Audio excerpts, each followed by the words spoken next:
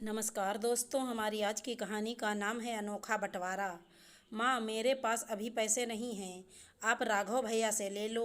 बाद में अस्पताल का जितना भी बिल होगा मैं आधा राघव भैया को दे दूंगा। अनिल ने विमला जी से कहा।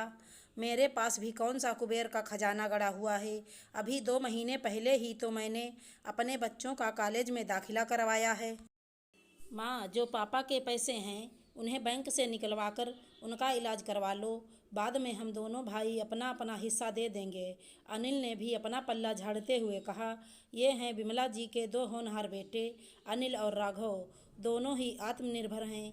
अनिल एक मल्टीनेशनल कंपनी में उच्च पद पर आसीन है और राघव का खुद का अच्छा खासा बिजनेस है। इन दोनों को यहाँ तक लाने के लिए सुरेश जी और विमला जी ने दिन रात एक कर दिए। सुरेश जी एक बैंक में मैनेजर थे। हर माँ बाप की तरह उनका सपना भी दोनों बच्चों को कामयाब बनाना था। सुरेश जी का परिवार बहुत बड़ा था। घर में उनके माता पिता, 2 छोटी बहनें और विमला जी के अलावा 2 बेटे भी थे। सुरेश जी बैंक से आकर एक सेठ का अकाउंट भी देखते थे, जिससे उनकी आमदनी थोड़ी बढ़ जाती। उन्होंने अपनी दोनों बहनों की शादी की और अपने बूढ़े माता पिता की सेवा भी दिलो जान से की। सुरेश जी जो भी कमाते वो साथ ही खर्च हो जाता। इतने बड़े परिवार में बचत का तो कोई सवाल ही पैदा नहीं होता।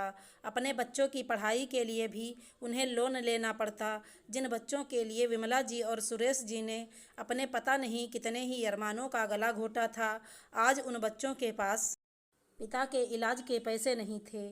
आप लोग जल्दी फैसला कीजिए, हमारे पास ज़्यादा समय नहीं है। डॉक्टर ने आईसीयू से बाहर आकर कहा। आप इलाज शुरू कर दीजिए डॉक्टर साहब।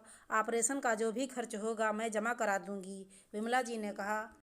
डॉक्टर सुरेश जी के दोस्त का बेटा था, इसलिए उसने इलाज शुरू करवा दिया। सुरेश जी का ऑपरेशन कामयाब रहा और भगवान की कृपा से उनकी जान भी बच गई। 2 हफ्तों के बाद उन्हें अस्पताल से छुट्टी भी मिल गई। उनके दोनों बेटे और बहुएं औपचारिकता निभाने उनके गांव वाले घर आए, क्योंकि अब सुरेश जी और विमला जी अपने गांव आ गए थे। वो अब अपनी आगे की ज़िंदगी शहर की भीड़ भाड़ से दूर गांव की शांति और प्रकृति की गोद में बिताना चाहते थे। अपने ही बेटों के व्यवहार ने उन्हें अंदर से झकझोर दिया था। जिन बच्चों के कारण वो दिन रात मरते खपते रहे, उन्होंने पिता को मृत्यु के इतने करीब देखकर भी हिस्से की बात की। उन्होंने एक बार भी नहीं पूछा कि विमला जी ने इतनी बड़ी रकम का इंतजाम कैसे किया। पापा, जब आप दोनों गांव में ही रहना चाहते हो तो क्यों ना हम अपना पुराना घर बेच दें। हम दोनों भाइयों के बच्चे भी बड़े हो रहे हैं, इसलिए अब ये घर हमें छोटा पड़ता है। बच्चों को पढ़ाई करने में मुश्किलों का सामना करना पड़ता है। उस घर को बेचकर हम दोनों पैसों को बराबर में बांट लेंगे। और हम, विमला जी ने कहा, आप दोनों 6 महीने मेरे साथ और 6 महीने राघव भैया के घर रहना, या आप मेरे घर रहना और पापा राघव भैया के घर। अनिल ने अपना उल्लू सीधा करना चाहा, क्योंकि उसकी पत्नी नौकरी करती थी। विमला जी साथ रहेंगी तो उसके बच्चों और घर को संभाल लेंगी। अब बुढ़ापे में तुम हम दोनों पति पत्नी को अलग करोगे, ये नहीं हो सकता। हमें तुम दोनों की भीख नहीं चाहिए। हम दोनों ने जब इतने बड़े परिवार को अपने दम पर पाला है तो क्या हम अपना गुजारा नहीं कर सकते। हमारा खर्च तो तुम्हारे पापा की पेंशन से चल जाएगा, विमला जी ने गुस्से में कहा। ठीक है माँ, तो फिर आप वो घर बेचकर हमारा बंटवारा कर दीजिए। अब इकट्ठे रहना मुश्किल होता जा रहा है। बंटवारा? कैसा बंटवारा? हमारे पास इस गांव वाले घर के अलावा और है ही क्या। जिस घर में तुम लोग रह रहे हो वो तो बिक चुका है। मैंने उन लोगों से तुम्हारे पापा के ठीक होने तक की मोहलत मांगी थी। अब वो हमें खाली करना होगा। क्या वो घर बेच दिया? हमसे पूछे बिना आप ऐसा कैसे कर सकती हो माँ? दोनों बेटे एक ही स्वर में बोले। और क्या करती, तुम्हारे पापा को मरने देती? तुम लोगों ने तो ऑपरेशन के पैसे देने के नाम पर मुंह मोड़ लिया था। तुम दोनों तो बिल का आधा हिस्सा देने की बात कर रहे थे। तुम दोनों ने इनके इलाज के लिए एक पैसा भी मुझे नहीं दिया। आप दोनों के पास बहुत पैसा है।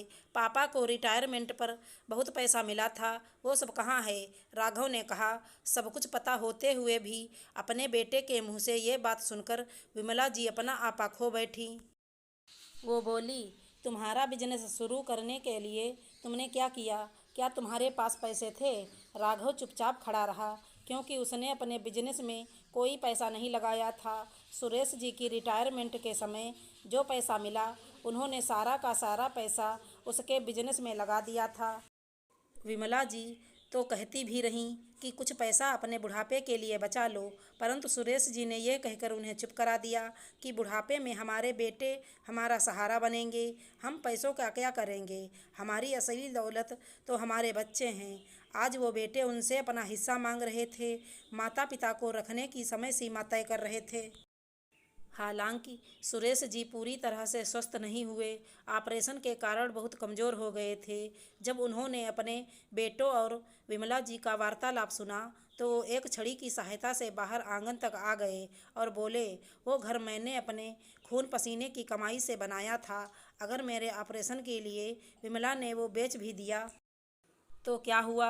तुम दोनों होते कौन हो अपनी माँ से जवाब मांगने वाले? जब मैं अस्पताल में आखिरी सांसें गिन रहा था तब तुम लोग कहाँ थे? तब तुम दोनों ने मेरे इलाज के पैसे क्यों नहीं दिए? अगर वो डॉक्टर मेरे दोस्त का बेटा ना होता तो मेरा इलाज उस दिन शुरू नहीं हुआ होता, मैं बिना इलाज के ही मर गया होता। क्योंकि तुम्हारी माँ को पैसों का इंतजाम करने में 4-5 दिन लग गए थे। मैं ही पागल था जो तुम दोनों को ही अपनी असली दौलत मानता रहा और बुढ़ापे के लिए कुछ नहीं बचाया। काश मैं तुम्हारी माँ और अपने दोस्तों की बात मान लेता तो आज मेरी पत्नी को इलाज के लिए तुम दोनों के आगे हाथ नहीं फैलाने पड़ते। चलो ठीक है, जब जागो तभी सवेरा। अब मुझे अकल आ गई है। तुम दोनों जहाँ मर्जी रहो, हम तुम पर बोझ नहीं बनेंगे। और रही बात बंटवारे की, तो हमारे जीते जी तो ये गांव वाला घर हमारे नाम ही रहेगा और हमारे मरने के बाद ये मेरे पोते पोतियों के नाम हो जाएगा। तभी उनके पोते पोतियां भी बाहर आ गए और बोले, हम लोग तो अपने दादा दादी के पास ही रहेंगे, हम इन्हें इस हालत में अकेला नहीं छोड़ सकते। आप लोगों ने हमें अपने कमरे में रहने को कहा था, परंतु जब हमें आप लोगों के ज़ोर ज़ोर से बोलने की आवाज़ें आने लगी तो हमने चुपके से आप सभी की बातें सुन ली। आज हमें आपको अपना पिता कहने में शर्म आ रही है। राघव के बेटा बेटी एक ही स्वर में बोले। तभी अनिल का बड़ा बेटा यश उनकी हाँ में हाँ मिलाता हुआ बोला, तुम दोनों बिल्कुल सही कह रहे हो। मुझे भी ये सोचकर शर्म आ रही है कि मैं एक ऐसे इंसान का बेटा हूँ जिसके लिए माता पिता का त्याग कुछ नहीं है, बस पैसा ही सब कुछ है। पापा ये मत भूलना कि एक दिन जहाँ आज दादाजी खड़े हैं, कुछ सालों बाद आप वहाँ होंगे। अपने पिता को मौत के मुंह में जाते देख भी आपका दिल नहीं पसीजा जो आपने उनका इलाज नहीं करवाया। पापा, अगर दादाजी की जगह मैं या मम्मी होते तो क्या आप तब भी ऐसा करते? यश ने गुस्से में कहा। सभी बच्चे अंदर से ही सलाह करके आए थे। वो बोले, आप लोगों को आधा हिस्सा चाहिए ना, तो ठीक है, आपको आधा हिस्सा ही मिलेगा। आप दोनों के 2 बच्चों में से आपको एक बच्चा ही मिलेगा और दूसरा यहाँ दादा दादी के साथ रहेगा। हम लड़के यहाँ रहेंगे और हमारी बहनें आप लोगों के साथ रहेंगी। अब अनिल और राघव की शक्ल देखने लायक थी। अपने बच्चों के आगे अपने आप को बहुत शर्मिंदा महसूस कर रहे थे। वो दोनों आगे बढ़े और अपने माता पिता के पैरों में गिरकर माफ़ी मांगने लगे। माँ, बाबूजी, हमें माफ़ कर दो, हमसे बहुत बड़ी गलती हो गई जो हम आपके प्यार और बलिदान को आपका फर्ज ही समझते रहे। विमला जी ने उन्हें उठाया। अब वो दोनों अपने बच्चों से माफ़ी मांगते हुए बोले, तुम बच्चों का बहुत बहुत धन्यवाद जो तुम सबने हमारी आंखें खोल दी। हमसे समझदार तो तुम लोग निकले। सच में अगर तुम लोग ऐसा ना करते तो हमें अपनी गलती का एहसास कभी ना होता, क्योंकि हमारी आँखों पर तो लालच और मतलब की पट्टी बंधी हुई थी।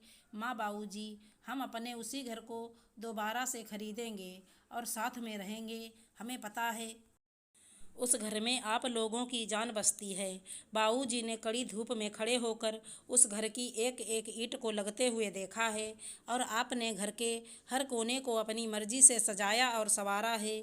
उस घर से हमारे बचपन की यादें जुड़ी हुई हैं। अब सभी के मन मुटाव दूर हो गए थे और सभी एक दूसरे के गले मिल रहे थे। सुरेश जी विमला जी की ओर ऐसे देख रहे थे जैसे वो कह रहे हों, ये है मेरी असली दौलत। आशा करती हूँ हमारी कहानी अच्छी लगी होगी। धन्यवाद दोस्तों।